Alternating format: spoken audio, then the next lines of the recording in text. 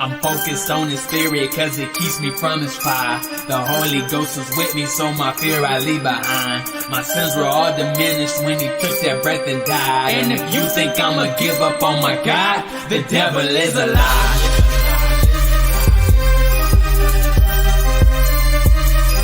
The devil is a lie.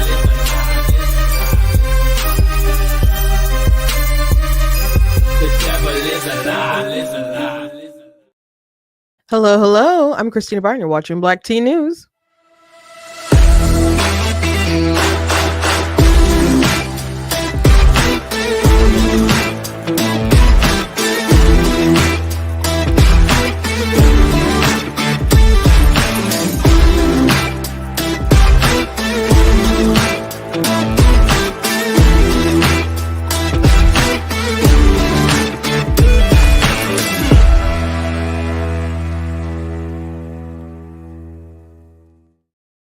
Hello. Welcome to Black Teen News. I'm your host, Christina Barton. Today, we're going to be talking about a viral video from a big TikToker, over 1 million followers, talking about how the Harris campaign has been paying influencers to spread propaganda about Project 2025, which, we've been talking about a long while. It's a thing that Harris's campaign wants to point to and say, Trump is bad, even though it's not Trump's policies. And, also they lie about what's actually in Project 2025 because, frankly, to be as blunt as possible, they believe their voters are stupid. They depend on their voters being stupid, that they won't go and actually read this stuff, check up on this stuff, and that they'll just take them at their word and just believe that that they'll just take in whatever propaganda that they feed them. But I'm glad that there's stuff blowing back on them and they are being exposed. And Kamala Harris, maybe if this was a shorter election and they had maybe 2 months or something, I don't know, but she's her polls are falling, and it's looking like Trump's polling right now is better than it's ever been before an election. So he's looking pretty solid. Betting markets are now in his favor. I'm not telling you to just relax or anything like that, but I'm just saying she's in trouble, and you can definitely sense the panic in the air. Also, I want to talk about how a former mayor of New York City was attacked. And there's a video that I saw last night of it, and some of them were city employees. So that's just insane. So I want to touch on that and some other things as well. But before we jump into everything, I want to encourage you guys to go to blackteennews.com, check out different content on my website, different articles, videos, etc. If you like what I do here, please consider leaving a donation on the website because it does cost to stream and run my site, all that good stuff you guys can't support. I very much do appreciate it. Appreciate you guys. Another way to support is, also to buy different merch like black tea mugs and t-shirts and so on. So you guys can do that. I also encourage you guys to check out some of my mini books that I've written. I've got some posters and some books and stuff behind me, but I actually have 18 published altogether. And I have 2 that are nonfiction. One of those nonfiction books will be Slay Your Fear, How to Overcome a Spirit of Fear. And the other book would be, of course, God is Blatantly Against Abortion, which covers rights, science, philosophy, of course, theology. But the reason why I decided to write this book with such a focus on religion is because anytime I would talk about the subject anyway, people would always bring up religion. And so it's the pro-life movement, or many, if you go to conferences and whatever, you'll obviously a lot of religious stuff, but when you see debaters, they'll say my religion isn't based on my opinion isn't based off of religion, it's based off of science and rights and other stuff like that. And I don't know, eventually I'm like, I think we're kind of doing a disservice because if you're a Christian, you're gospel centric first, and I think it should be a compliment if you're like, hey, it's wrong to kill babies. And they're like, is it because you're a Christian? I'm like, a Christianity for the W. Like, I think that is a tremendous compliment. So I think a better way to approach it would be, what specifically about my religious beliefs do you believe that you contend with as far as, the value of humanity and so on. Like, let's get into the specific, morals or principles principles that you actually object to, and go from there, and then you can still have an interesting conversation. But when I tell you, people bring it up out of nowhere when no one is having that kind of conversation. I was listening to a live the other day on TikTok, which there are nonstop lives on the subject all the time, and I was listening to a group that I normally listen to, and someone got on there and was like, well, are your opinions steeped in religion? And she's like, I'm an atheist. She's like, oh, that's interesting. And she's like, I'm an atheist, it's murder, I believe it's murder, so that's why I'm against it. And and the person who was pro-choice, it just essentially came down to, it's in her body. If she wants an abortion, then she should be able to have it. And she didn't really they talked longer than that, but that was the gist of their of her what she had to offer for the conversation. It didn't really go too much forward than that, even though the pro-life debater had great points, and talked about the morality of it all, and is it a child, and the biology and all that stuff. But at the end of the day, she just, if it's in her body, she wanted to be able to unalive it, even though she couldn't justify the reasons for which she would actually get an abortion. So and sadly, I just think that's actually what it all kind of comes down to most people. They it's not that abortion is justifiable, just they just, because it's in their body, that's why they think they should be able to do it. So but yeah, the woman was an atheist. So I've heard that a lot. People bring it up out of nowhere. No one's mentioned God or anything, and then there's someone in the comments who's like, what about numbers 5 and 11? Chank Uyghur is a Uyghur from the Young Turks. He actually tweeted out something about numbers chapter 5, 11 through to the end of the chapter, which is about the bitter water curse or whatever, for on an unfaithful woman. So, to briefly explain what it is, no one, a husband is believes that his woman has committed adultery. There's no witnesses and stuff. You can't punish that stuff without witnesses or whatever.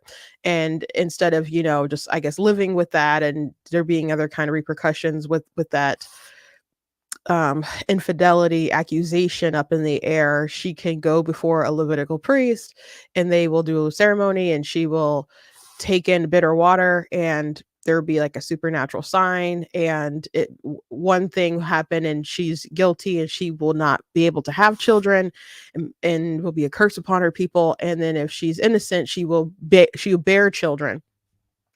And there's a bad translation that says something about making your womb miscarry, and they're like, aha, God causes a miscarriage, so that's an abortion. Well, if God does something, first of all, it's his prerogative. He's sovereign. He gets to take life and give life, so he's the good judge that still doesn't explain why you get to do something. It's kind of like, God kills, why can't I kill? But there's also no indication in the passage that the woman is pregnant.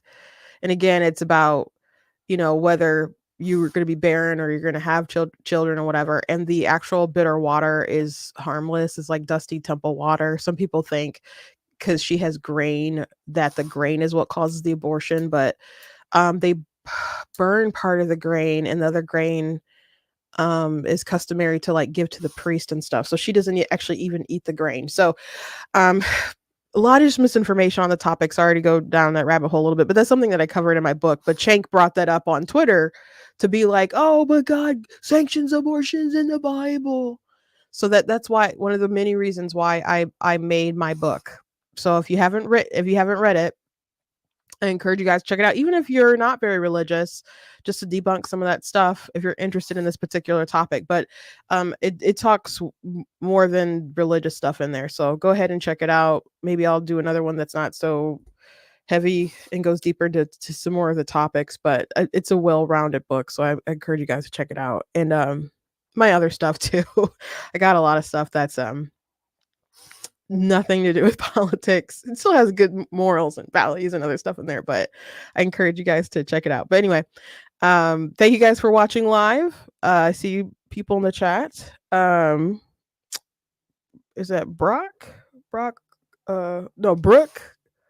Cosby. Hello, Brooke. Shouting out to Brooke. It's the first time watching live. Thank you. Thank you for checking out live. Thank you to those who watch the show back. So anyway, let's hop to it. I want to start off with this TikTok, and I find this really interesting. I stumbled upon this last night, and this TikToker has over 1 million followers. I'm not familiar with her. She's never really stumbled upon my feed besides I think really last night. So I find it fascinating. Her name is um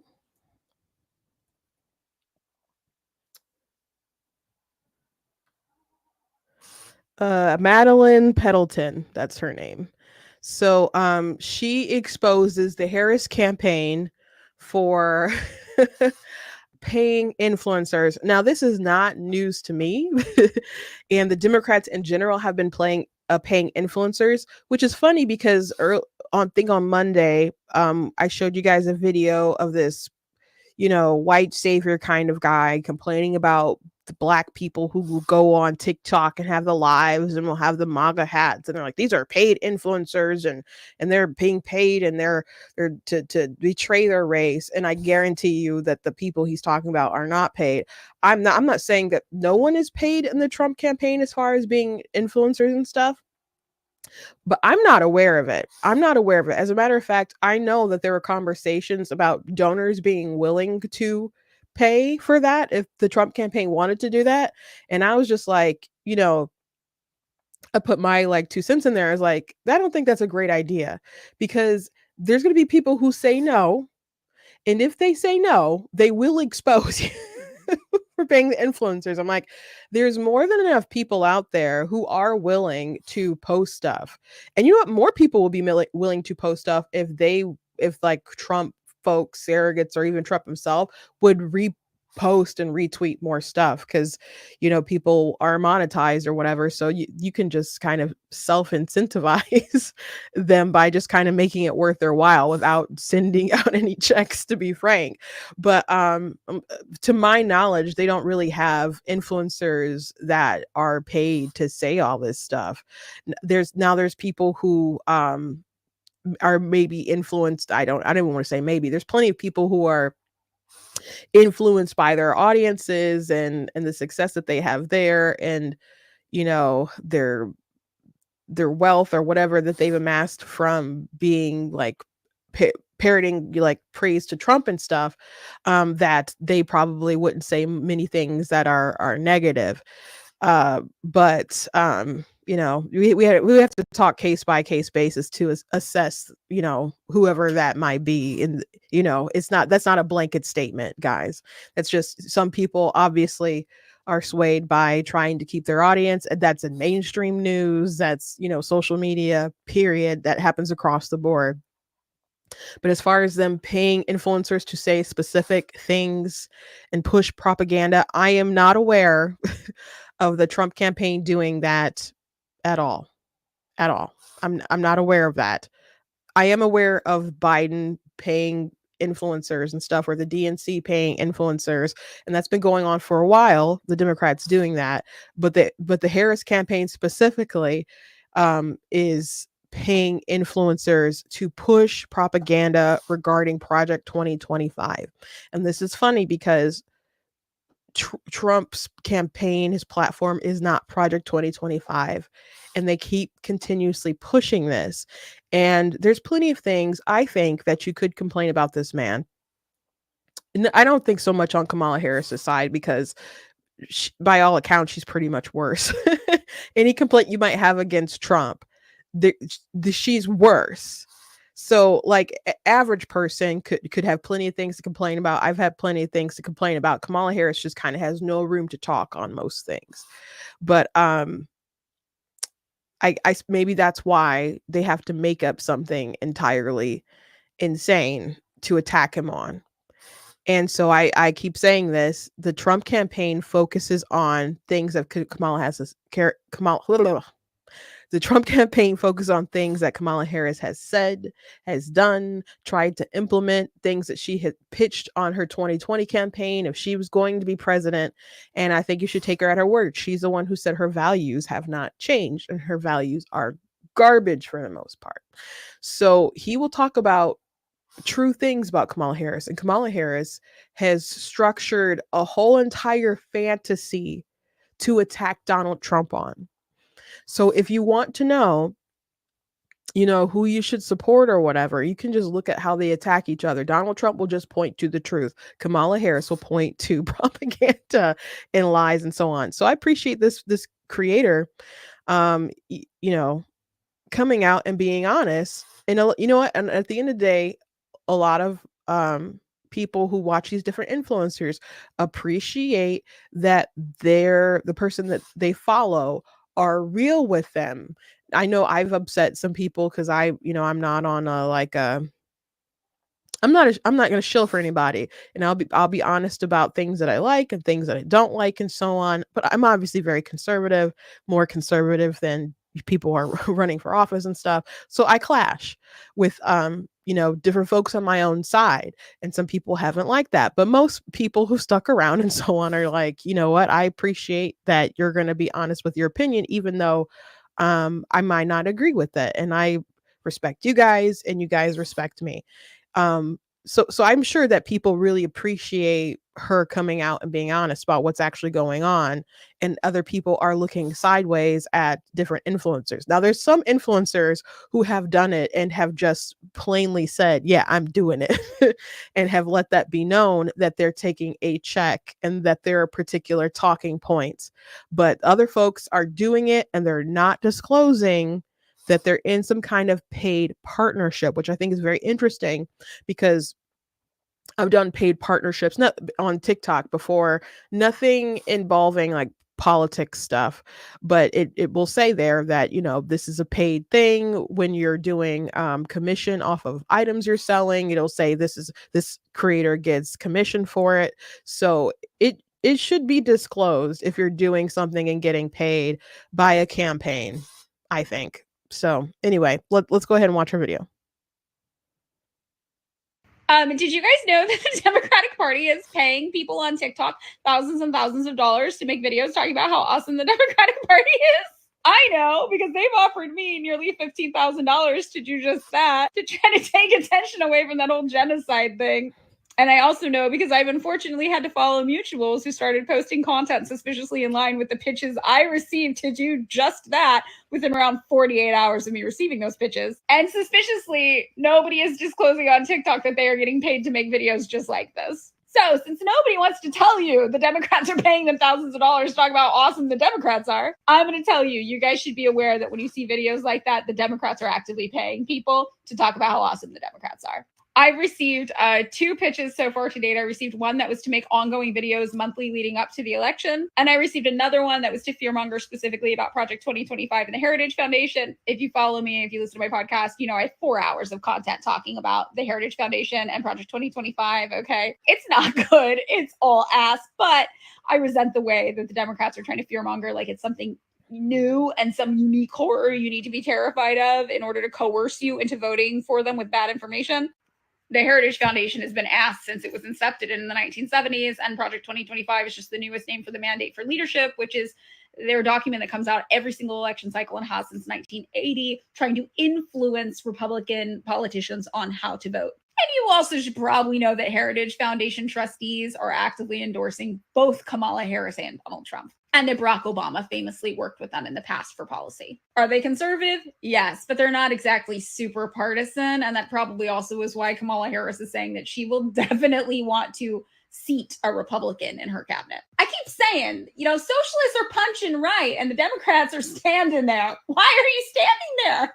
Anyway, since people making videos online aren't disclosing to you that they're getting paid thousands of dollars to do so, I just want you, consumers of media, to know that people are being paid thousands of dollars to make those videos. Yeah, you should be aware. And it's a lot of money. It's a lot of fucking money. When I realized it was like, I could have made $15,000 in 4 months if I was just like, really, guys, the Democrats are pretty cool. I think they're really cool. I think you shouldn't worry about the genocide thing. They're so awesome. They're so awesome, really. That shit blew my mind to realize. It blew my mind to realize. I'm not here to tell you that you should be ashamed of how you vote or who you vote for or whatever. As far as I can tell, every single American is making a horrible shit ass decision under coercion and duress, right? It's not great. But I am here to tell you the people on your phone are being paid thousands of dollars to give you some of those political opinions, like I heart Democrat. Since they won't tell you, I feel it is my obligation to tell you that's what's been happening behind the scenes. My favorite part of one of the pitches, hold on, I'll show you. Do not directly say vote for Kamala Harris for legal purposes. What are the legal implications at play here? Huh? That's concerning. I'm concerned. I'm a little concerned. Hell of a country we've got here. Hell of a country.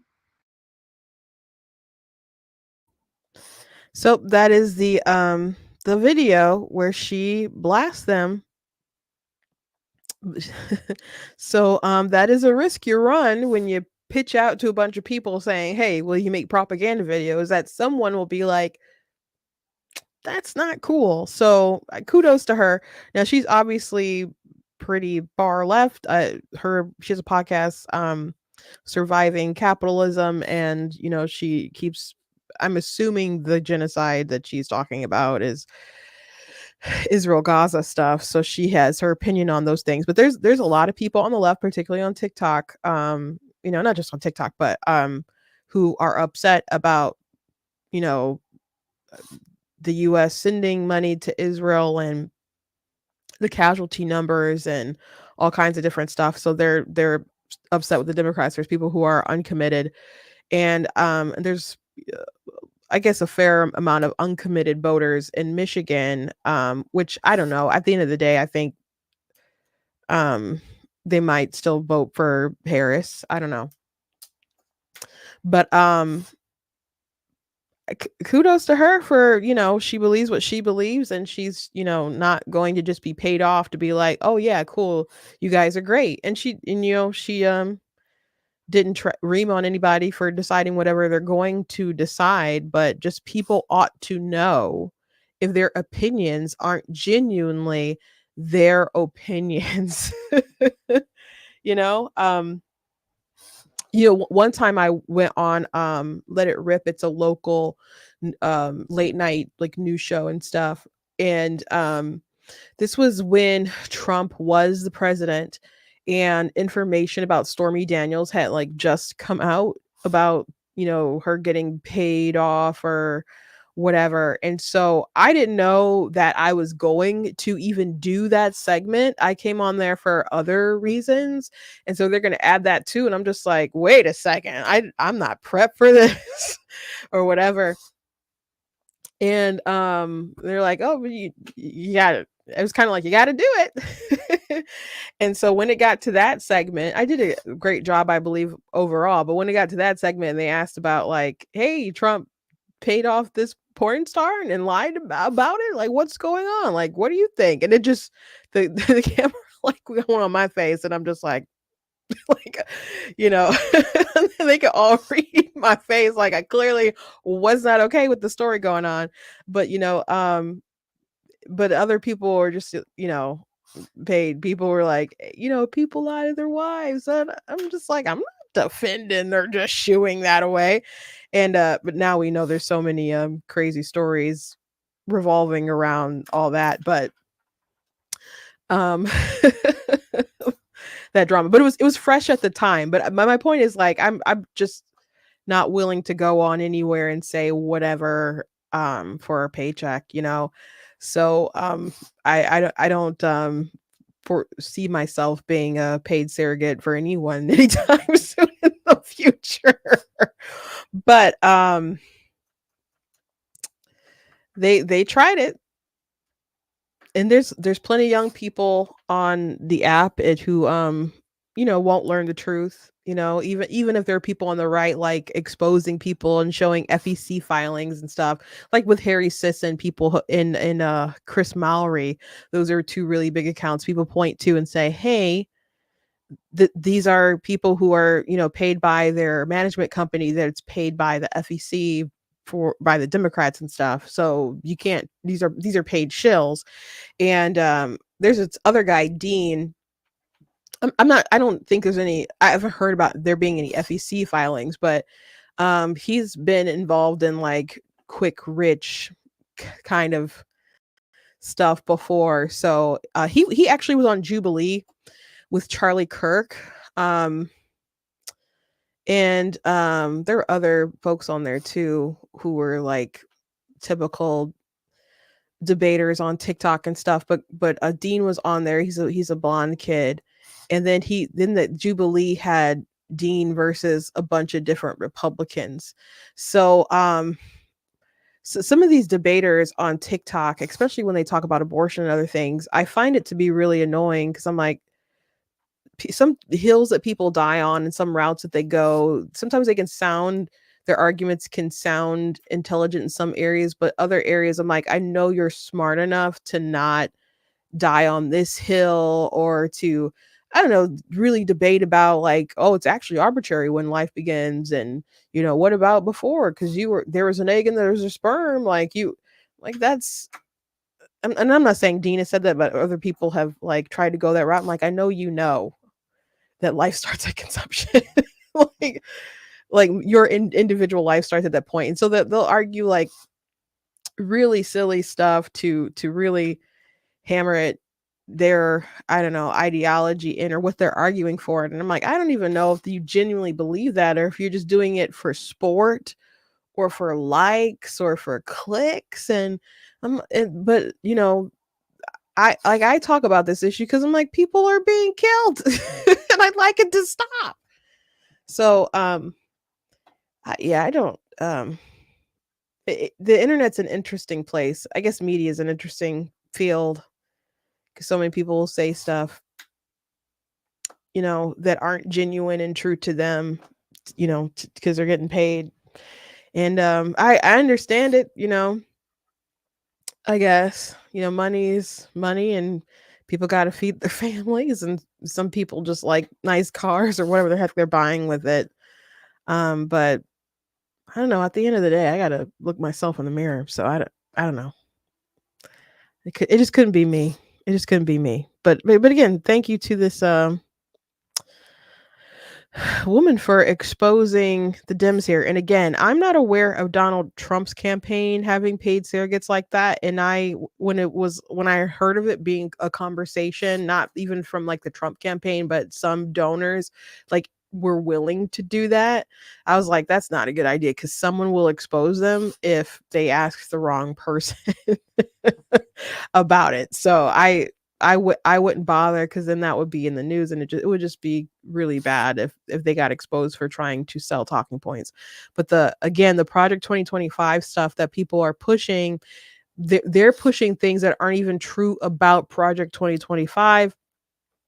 At the debate, we talked I showed you guys a clip of Tim Walz talking about how he's like, oh, Trump and Project 2025, they're going to put women, you're going to register women who are pregnant so they can keep track of your miscarriages and all this stuff. They're going to have a registry.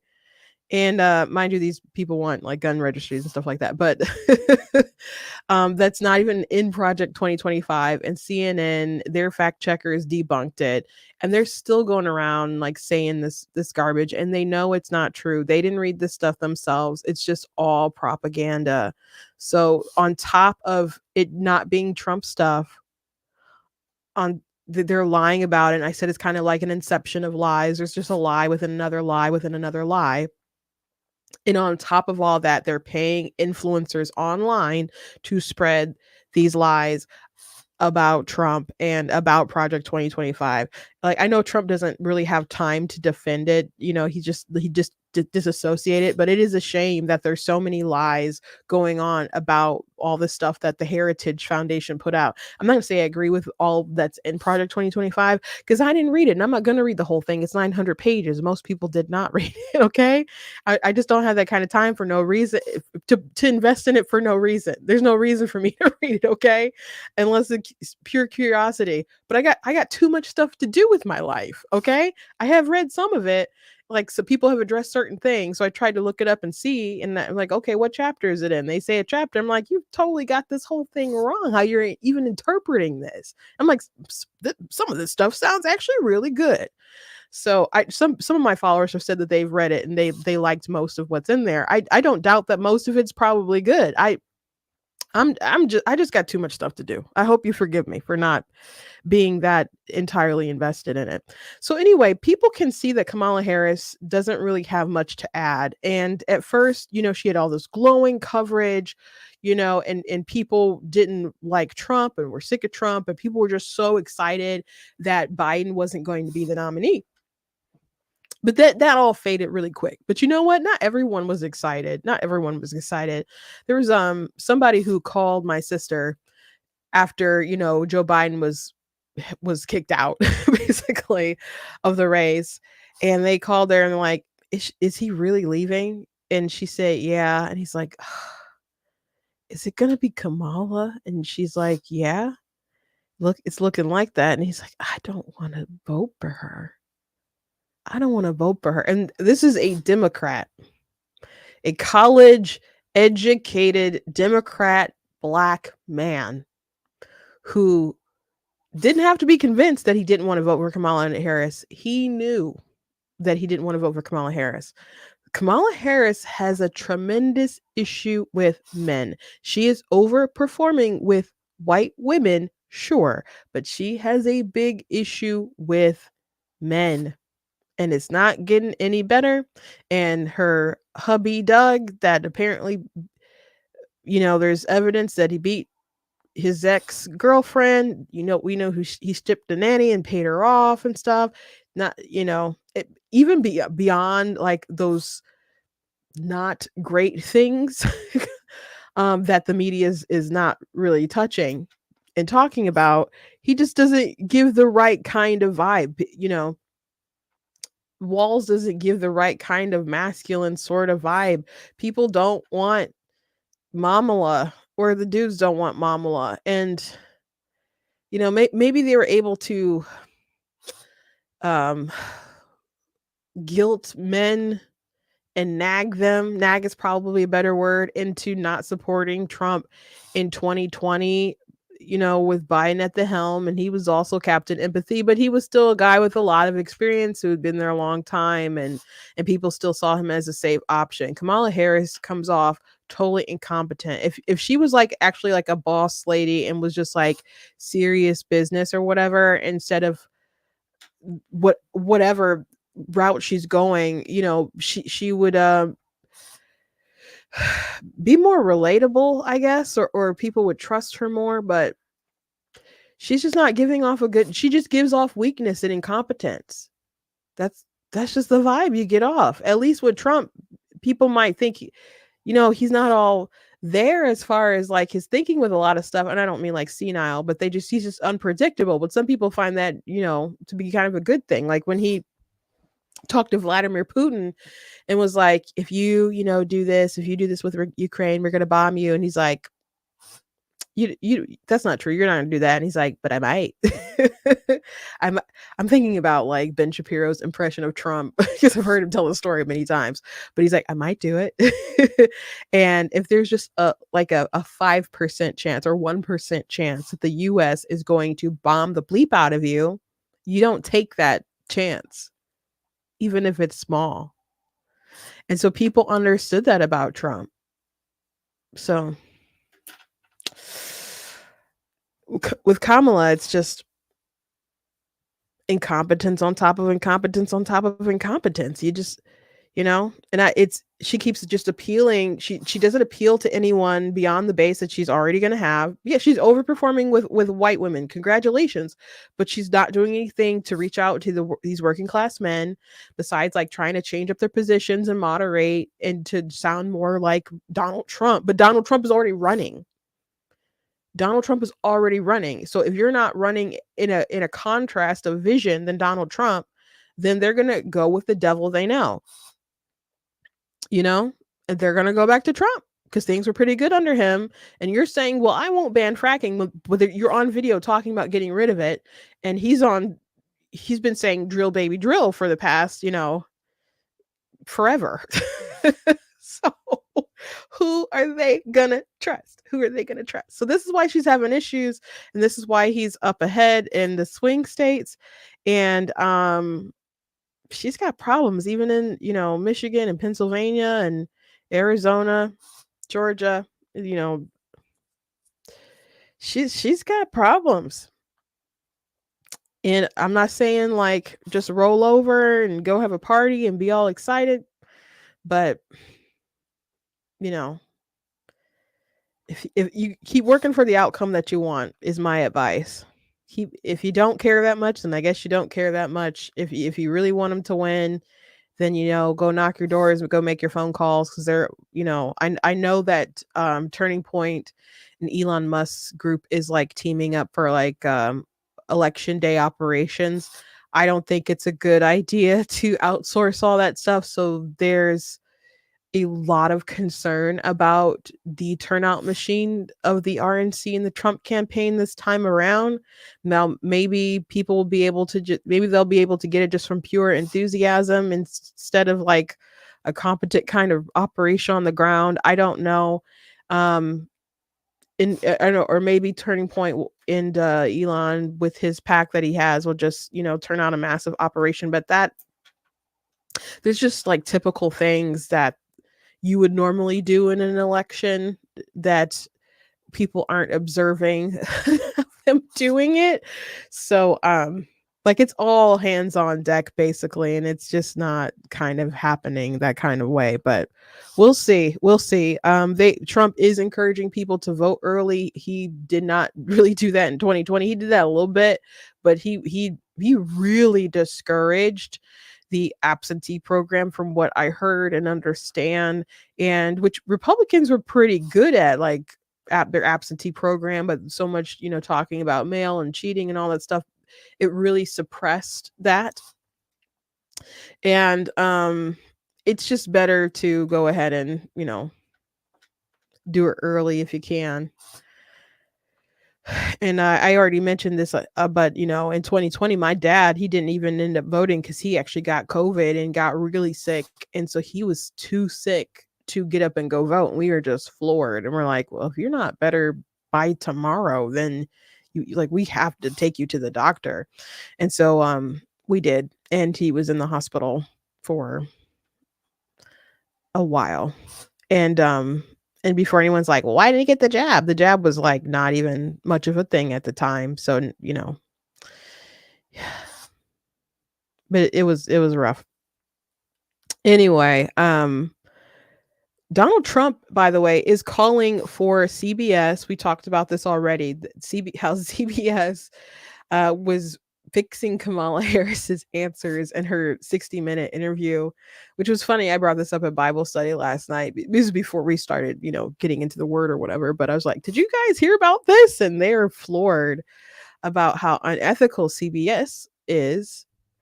How they would take an answer from Kamala Harris, and instead of it being like the word salad, which we already know what was the original answer because they released it already, and when they actually aired it, they took some kind of line from somewhere else and spliced it in to make her sound more coherent. So Donald Trump is demanding that they release the whole thing. I briefly mentioned that yesterday, and I said I don't know why they would listen to Donald Trump, because he would do an interview with them, but he wouldn't do an interview with them because they were extraordinarily biased when he did one, in 2020 with them. But there is precedent, though. Catherine Heritage noted that as the Trump campaign calls on 60 Minutes to release full unedited transcript of Kamala Harris interview, there is precedent. When I interviewed them, then President Trump, in July 2020, CBS News, we posted the interview transcript. This is more complete and not the same as a transcript from the edited TV report. It's about transparency and standing behind the integrity of the final edit. More reporting when then she, recommended her newsletter or whatever. So they could do it. There's some precedent of CBS, releasing full transcripts and stuff. Will they do that for Kamala Harris when they're obviously in the bag for her to win? I don't think so, because if they're bold enough to edit her and it's making the rounds like online, and people are talking about it. We're talking about it. I see people talking about it on Twitter and TikTok and stuff. But they're not going to want to make it a bigger scandal than what it is. But their integrity is so shot right now. It's so shot right now. We didn't cover this, but James O'Keefe, he it's so funny how he gets all these people to admit stuff on camera. He just has somebody go out with them, couple drinks, and then they're just spilling their guts. So someone from MSNBC on a show, said, basically said, we're doing all that we can to get, Kamala elected, which is no shock there. The sad thing about the bombshells that people like James O'Keefe get out there is that they're just a confirmation of things that we know deep within ourselves. So even when the things are released, it doesn't seem like huge news because they're just affirming our suspicions. Is that like, I wasn't shocked when someone from MSNBC said they wanted Kamala Harris to win and they're doing everything that they can to help her. That's not news to me. Thank you for the evidence. But it's not news to me in the slightest bit. But it's just sad and it's a shame, with the media and how they're one-sided. Like I already said, that there's a lot of things you can say about Donald Trump, but Kamala is worse on most things that you can probably criticize him on. But even like if you're concerned about how much love and adoration and how much he has control of like the Republican Party, how you can still look at Kamala Harris and how people will pull the levers of power to lift her up, and that's still a greater concern. Now, if your main concern is what will happen with the Republican Party, then maybe he is a greater concern. But if you're concerned about what's going to happen to the country as a whole, knowing that people will lie and do misinformation and re-edit questions that they already released. So of course we're going to figure you out. If they allow this propaganda to just go on and on and on and on and on, and they entertain candidates who dodge them, and then they protect them even when they dodge them, and then when they finally get an interview, they're very protective of them, and they still find a way to blow it. But there's so many reasons to be concerned about how the whole system is trying to uplift this person who wants to get away with running a sprint when we're supposed to be basically running a marathon with this. So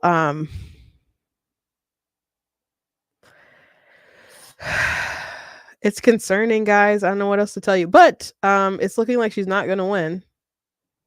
It's very much looking like she is not going to win. Another crazy thing that she did, by the way, because we've been talking about how she's been trying to make it all about herself with the hurricane. And she said, I called DeSantis. DeSantis didn't call me. DeSantis says, we've had lots of hurricanes and you've never called before. You have no part in this. Why are you trying to make it political? And Joe Biden is like, Ron DeSantis is doing a great job. I gave him my number. They're doing all that they need to do. And then Joe Biden was asked about it again, and he was still saying, no, DeSantis is doing a very great job. And so Kamala Harris was asked about it on The View, and she said that she's made calls to Republicans and Democrats, was not specific about who. So that was because she said she's called both. That was her idea of, and she said, I think, governors. So I was like, can you name the names, please? But that was her trying to wiggle out of like being partisan and playing games because she's talking to both sides. But the truth is, you are not in charge of anything here. The government is assisting Florida. Ron DeSantis keeps reiterating, like, we are the ones who are very much in charge and driving things, and we're getting what we need to from the federal government. Like, they're working very well together, and I appreciate DeSantis and Biden. When there tends to be situations like this, the media will find a way to politicize if they can, but there seems to be no politics there. Now, Biden might not be playing politics because it makes Kamala look stupid. In a way, I guess maybe that's playing politics, but they're just trying to help people and serve people. But Kamala Harris, she produced this call with a mayor. And what does this have to do with anything? Like, it's so desperate. It's so desperate. Mayor Welch, Kamala Harris. How you doing? Madam Vice President, thank you so much for checking in on us. We're getting ready, we're prepared, and looking forward to rebuilding after this storm passes through. Let me just first of all thank you for just answering the call to lead in the way that you have. In a time of crisis, your folks are looking in your eyes to see something in you that lets them know everything's going to be okay. And I know that you had requested that FEMA have a full-service disaster recovery center in St. Petersburg, and that has been confirmed that has happened, and they're working with you to determine the right location. How's that coming along? Well, thank you. That makes a big difference. We did get a chance to chat with Administrator Criswell, and that's really important to St. Pete to have that full service recovery center. The outreach from the White House and from FEMA has been excellent, and we're really going to need your help to get the city stood back up, but really appreciate your partnership, Madam Vice President. Okay, well, know that you got it, and know that you are invited to give any feedback about what you might need in real time, because you're the leadership on the ground, so you know what your folks need. Thank you. We'll absolutely do that, and we appreciate your partnership. Please take care of yourself, Mayor, and I'll just stay in touch with your team. Hello, this is the White House. You're speaking to customer service. My name is Kamala Harris. How can I help you? She has no, like, as DeSantis said, she has no role in this. So her complaining because nobody will take her phone call. What? So what? You wanted to have a phone call so you could have a camera like in front of DeSantis and his crew, and you could have a camera while you're calling him in that kind of style to prepare, so you could put something out on social media, so you can make it seem like you don't care about partisan politics and you're just doing your job, etc. Except you've made this all about you and made this one-sided beef that just makes you look stupid, especially because Joe Biden keeps cutting you at the knees. Someone took that video and put this meme there. It's like, get in there and make it about you. That's what it is with Kamala Harris. It's about her. And I understand there's a big boy hurricane, and you want people to pat you on the back and stuff, but some things just are not about you. Some things are just not about you. By the way, Soil to Soul said that their family in Florida made it through. So you check in and you watch. So I'm very glad to hear that. Praying for everybody who's affected by these storms, and hope everyone's okay, and they get what they need financially. And I know there's a lot of people out there who are hungry to help, so praying that everybody gets what they can to recover. I know people who have like different property and stuff, and like even with the last hurricane, they're like, oh my gosh, I think I lost everything, and like, oh no. So it's just awful. I would love to, like, sometimes I'm like, oh gosh, Florida, it seems like the place, especially because there's like good competent governance down there, and I'm in Michigan right now. And but then I'm like, gosh, these hurricanes, stuff like that. Like in Michigan, we have our four seasons, and we get some bad winters, and it's cold and so on. But we don't get crazy stuff. So I don't know. But I'm definitely gonna go visit Florida soon.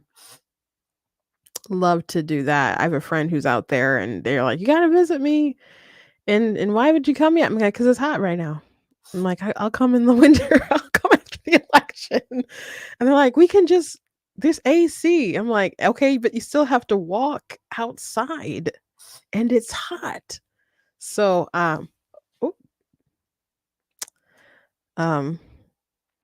so yeah, I'll be there when it's cooler. Definitely when it's cooler.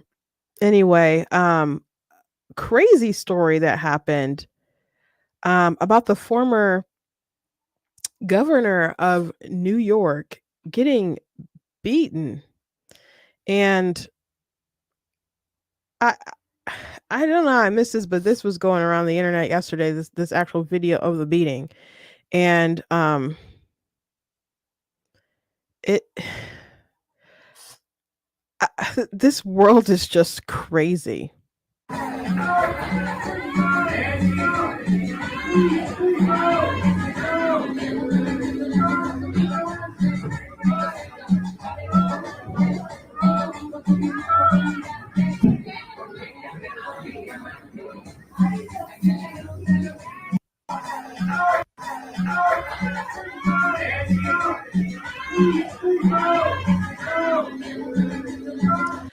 Yeah, so I I'm floored. I am floored. Now, the people being beaten is the former New York governor, David Patterson, who is like 70 years old and he's blind. And his stepson. And let me go through the article of CBS News. Yes, he's legally blind. Someone just asked, like, yes, he is legally blind. And they beat him. New York City employees plead not guilty in former Governor Patterson's assault. Lawyer says they tried to defuse the situation. 2 New York City employees pleaded not guilty Tuesday in what police are calling a gang assault on former New York Governor David Patterson and his stepson, Anthony Sliwa, Traver Nurse, 40, and Diamond Minter, 34, appeared in court for an arraignment on felony assault charges. 2 boys, ages 12 and 13, have also been charged in the case. 12 and 13. Like, I know there's some bad kids out there who would do crazy stuff, but it's crazy that there are minors and it's crazy that there are adults. Prosecutors said it started when Patterson's 20-year-old stepson, who is a son of Guardian Angels founder Curtis Silwa, confronted a group of young people climbing up a structure outside his building on Friday on Manhattan's Upper East Side. Later in the evening, Patterson and his stepson went for a walk and ran into the same group. They exchanged words, and that's when the nurse and mentor intervened, and the argument turned physical. According to prosecutors, both sides took swings at each other before nurse threw Silwa into the ground and kicked him. Mentor pulled back his arms and 2 youths stomped at him. Patterson was also hit in the back of the head and knocked down. Silwa and Patterson were both treated and released from the hospital. After learning of the arrest in the case, a spokesperson for the 70-year-old former governor said in a statement Friday night was a traumatic experience for the governor and his stepson, and they are looking forward to putting this entire thing behind them as quickly as possible. A lawyer for nurse and mentor who both work for the city's housing authority told the Associated Press his clients were trying to defuse the situation and what they saw as adults harassing children. Nurse's bail was set at $25,000 cash over 50,000 bond, and mentor was freed on supervised release. Both are due back in court on Friday. Well, so we'll follow this case a little bit more, but that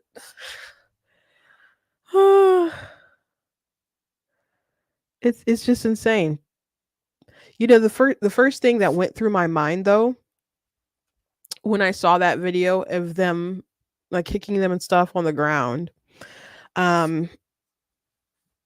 which guys, you can't just be fighting people nowadays anyway. I mean, I don't know why you'd be like 70-year-old. Let's get them. let's get that legally blind man. I don't know why you do that in any kind of circumstance. And you got a group of people who outnumber the folks or whatever. When you are grown, you just can't do that. You just can't do that. I'm not saying if your kids or whatever, like sometimes you get into a fight playground situation, but like out in the real world or something, you cannot just fight folks. Oh, and it sounds like it's a dumb altercation. I don't know what they were doing around in that building, that area, or whatever. But they're probably just, messing around doing something they probably shouldn't have, and they were upset that they got, called or told or whatever, and it just probably just exploded from there. I don't know. We'll learn more details. But the first thing I thought about when I just saw them kicking him was Donald Trump's article that he put out years ago after the Central Park 5 thing. And you're talking about the bring back the death penalty thing? Like, I mean, the tone of the article in general about how people can't just go out and enjoy themselves and live life because there are rapscallions about who don't have any fear of authority or whatever. No, I'm not saying they knew this guy was the former governor or whatever, but like to attack an old man like that and just not think about there being repercussions upon what will happen if you do crazy stuff like that. So if you've never actually read that article or that ad that Donald Trump put into several newspapers after the Central Park 5 case, I recommend that you do. Because most people, when they share it, it's just a picture of it, and some of them are blurry, which I thought was interesting because they had the Central Park 5 at the DNC speaking, and Jake Tapper had retweeted something about it, and then he posted a picture of Trump's ad, but the picture he posted was super blurry. You could not read it. Now, in the past, I've like found actual images and just zoomed in and read the whole thing on my phone, but that's not quite so easy for people to do. So I actually just got a picture that was legible, that I could read, and I actually just typed out the whole thing. So you guys can go to blacktnews.com, and I have an article that says the truth about the Central Park 5 case or something like that, or what Donald Trump really said about the Central Park 5. I think this is what it says. And it provides some context to that night and the case and details and so on. And most importantly, it has what Donald Trump said about it. But his sentiment then is pretty much the same as his sentiment now, that people should be able to live safely and criminals should be afraid to do crime. I'm not saying that these people should be, again, death penalties for some pretty heinous specific things. So I'm not saying that that's what I'm claiming should happen in this case at all. That's not what I'm saying. But if we as a society just, took justice a bit more seriously and valued human life a bit more, I don't think we would see crazy stuff like this. But, that's not the society we are in, unfortunately. Unfreaking fortunately. But I was floored when I saw that. I was floored. Someone, RC, said it's sad. It is sad. It is sad.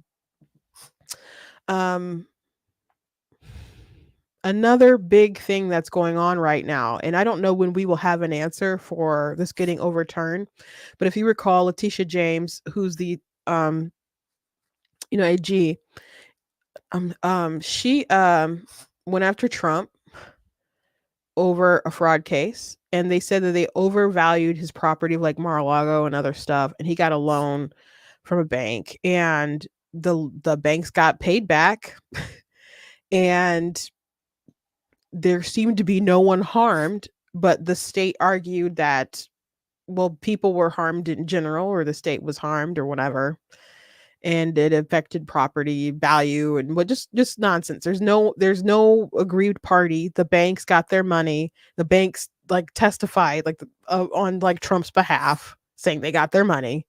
Not only that he got the money, but also that by the way, these banks and stuff, they do their own valuations. Like I just saw different people talking in different comments about this case who work and do mortgage stuff, whatever. Like they do their own evaluations. They don't just trust the word of the person who wants the loan, you know? So they do their own evaluation, but regardless, they were going to give money to Trump for the loan because they've done business with him and they get their money back. So basically, he was a good bet. So regardless of however they feel about him overvaluing Mar-a-Lago and stuff, they were going to make a deal with Trump. So there was no reason to bring this case other than they wanted Trump to go down, and they wanted to he's, you know, I don't know how really rich Donald Trump is, but basically the judgment, the penalty that was like, well, it was 400 something million dollars, but we'll round it out and we'll just say like half a billion. And he has a lot of property, but as far as his like liquid assets, he like in cash, he doesn't have that kind of capital and would have to sell stuff off to even make that up to pay off the state. So the appellate court was stunned and bewildered at the case, and they didn't see any like real justification because the state couldn't prove or provide examples where there was something else that warranted this kind of reaction, where there's like no one else harmed like that. And they kept trying to name, they did bring other examples, but those had people who were harmed, and this wasn't like that at all. So the lawyers were actually like making the case that like, oh, we should be able to do our job and like not be sanctioned. So they're actually concerned about getting in trouble because of how they've pursued this case. So they should, you know, get in trouble for this stuff. If you watch a TV show like Suits, and I know it's Suits is not like real courtroom stuff, but I found it entertaining, you know. But on the TV show Suits, they were dealing with the government, you know, DAs and, you know, FEC and other folks at different points of time, and they would at some point in time they'd be like, we got you for malicious prosecution, we're gonna get you for this. And so that's what I think about when these people go after Trump. And I'm like, what about malicious prosecution? Like, this is malicious prosecution, obviously. And I'm like, I know that was a TV show though, and that's not real life. But if it was like this TV show, these people would already be in trouble for malicious prosecution. So I'm not sure if like people are going to get disbarred or sanctioned or whatever. I don't know about that happening. And these people will probably revote, you know. I mean, if she didn't have her license, I don't know, you know, what else she's gonna do. But these crazy people will probably just vote her back in because she did what she said. She did what she said she was gonna do. She found something to go after Trump over, and she did. Letitia James, that's what she promised her constituency. They voted her in, and she said what she said. She did what she did. So that may make her a star forever. Who knows? But it's looking like this will get overturned from the tone of the judges in the questioning. So I don't know if it will happen right before the election. That's what I was listening to a lawyer break it down on TikTok who makes some really good content. But he's like, it, you know, it could impact stuff. I don't know how well it will impact stuff, but it's looking like that's going to go in his favor. In the Alvin Bragg thing, it makes me more optimistic for the Alvin Bragg situation, because if it goes up to a higher court and they're asking similar questions, like, can you find a circumstance where the laws will be bent in this kind of way to get this sort of result, where the hush money case, where it should have been a misdemeanor, like timed out, but they had to tie it to some other crime to make it federal. And we don't even exactly know what crime that is. It was like multiple choice for the jury. Like they gave them like 3 options and they didn't all even have to agree on which one. And it was just really nutty. And if you listen, to the Democrats describe it, they did a video about it at the DNC, and the DNC basically described it as Trump was punished for trying to keep things from the voters. And if that is a crime, oh boy, oh boy, there's a lot of politicians who ought to be going to jail. A lot of them, including the man who's the president right now. You know, just a lot of folks would be going into jail. So I think at the end of the day, the issue with Kamala Harris and why at the end of the day, many people, maybe they won't say anything in public, but they will go to the ballot box and they will check him, or they will stay home. Maybe there will be voters who tend to lean Democrat, but maybe they will just stay home and Trump will have the turnout. You know, it's because she's fake. She comes off as fake.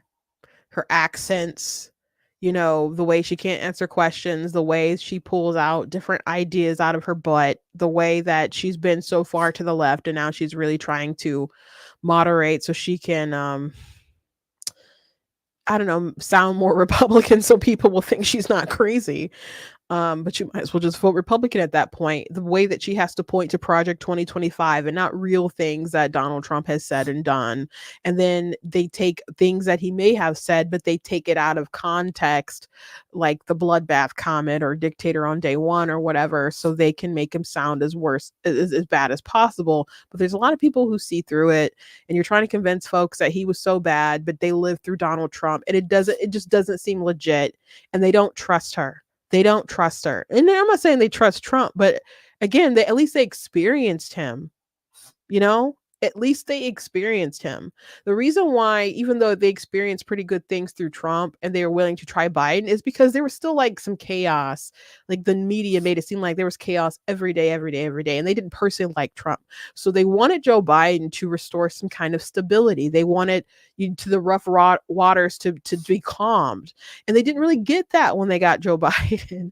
And it wasn't what they promised. And but he was a safety blanket who had been there a very long time. But here comes Kamala Harris. The people don't really know her, and they're hearing conflicting visions, and there's things that they definitely don't like about this current administration. But she apparently, nothing comes to mind that she would even do differently. So she's just a blob of confusion for people. So while people liked Trump, but maybe they didn't like the chaos, they're not gonna like her policies, and she still comes off as chaos, and she's this unknown factor to folks. So they'll still support him because at the end of the day, they know who he is, and she's, like the blob. She's like the blob. So why would they go with that? Why would they do that?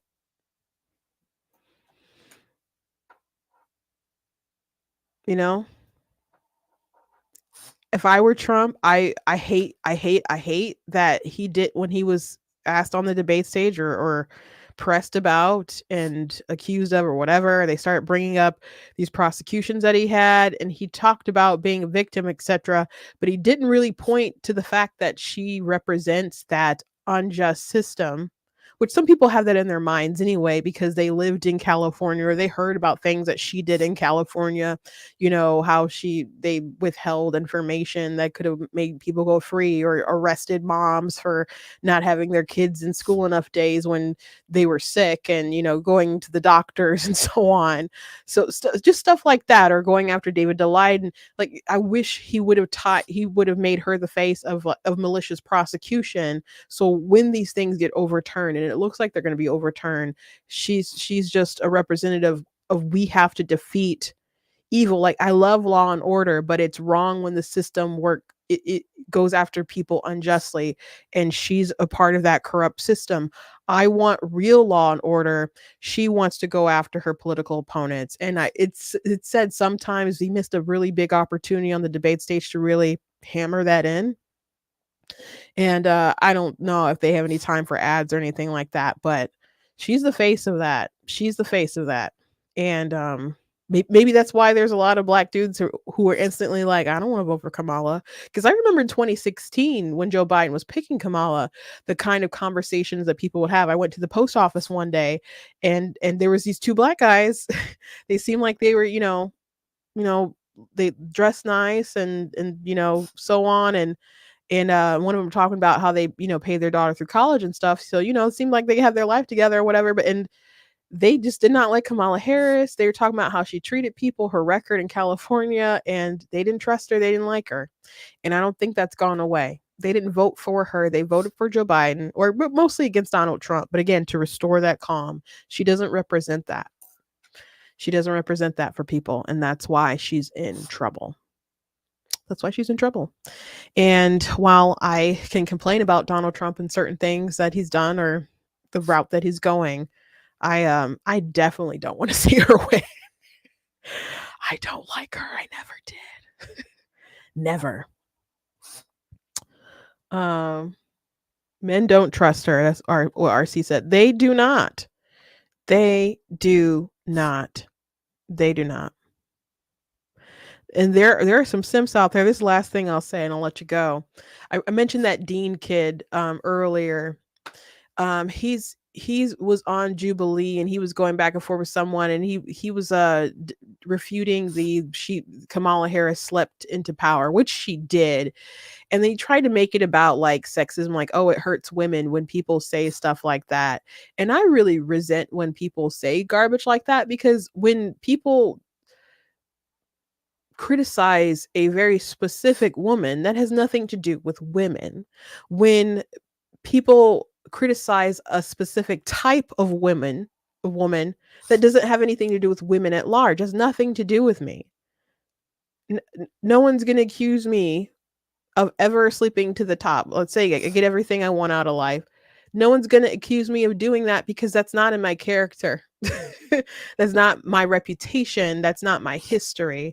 And it is Kamala Harris's history. And it doesn't, you can go as far as you want to go, but people are always going to remember how you started that climb, that you started that ascent, So you got to be careful about the power you obtain and how you're willing to obtain it, because things will stay with you forever. And maybe maybe she doesn't care. Maybe she does care. She doesn't talk about it. It wasn't like in her books or anything like that. So, I'm assuming it's something she doesn't want people to draw on. But if people criticize her for doing inappropriate things, that's got nothing to do with me. That's nothing to do with women. That's a specific woman who did a specific thing. And there are other women who are willing to do those things, but there are other women who are, grossed out and offended by those things, who would never do those things. So don't try to group all women and be like, oh, it's insulting to their accomplishments when you're trying to say they slept to the top.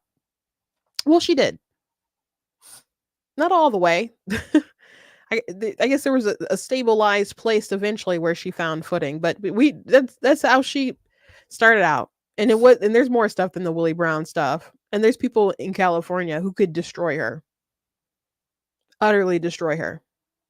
We'll see if anything leaks. We shall see. We shall see. Anyway, that's all I got to say to you guys today.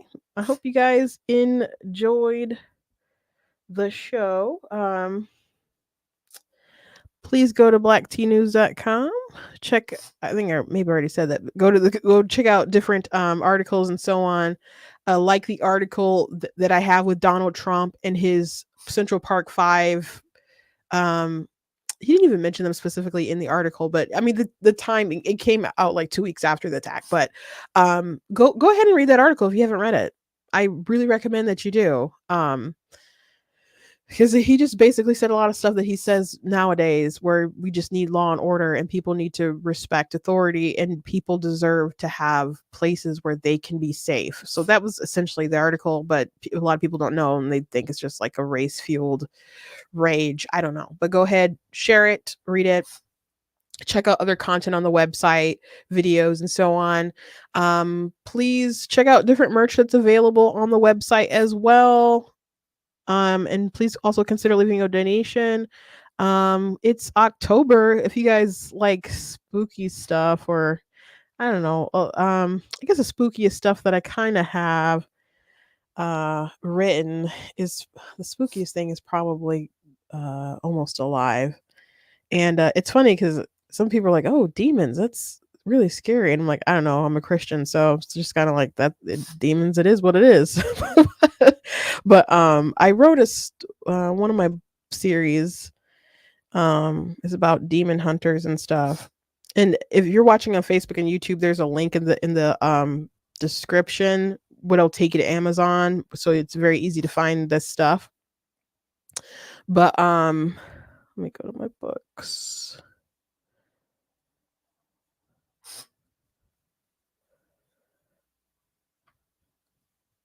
So we got Super Kid, The Light Book, Sunrise Sunset. That is the most violent gore thing that I've written. It's really, I don't know what was wrong with me when I wrote it, but um Almost Alive series is the one that I'm referring to that has like the demon hunter. So that premise is there's a girl who had unalived herself, and so she comes back from the dead, and she realizes that she did not come back alone. So there's a demon that's living in her body, and every time she like commits some kind of sin or something, it takes a piece of her soul, and once it's gone, it gets to stay in her body. So she meets this guy Julian who's gone through the same thing, but he seems to have a handle on it. And see, spooky.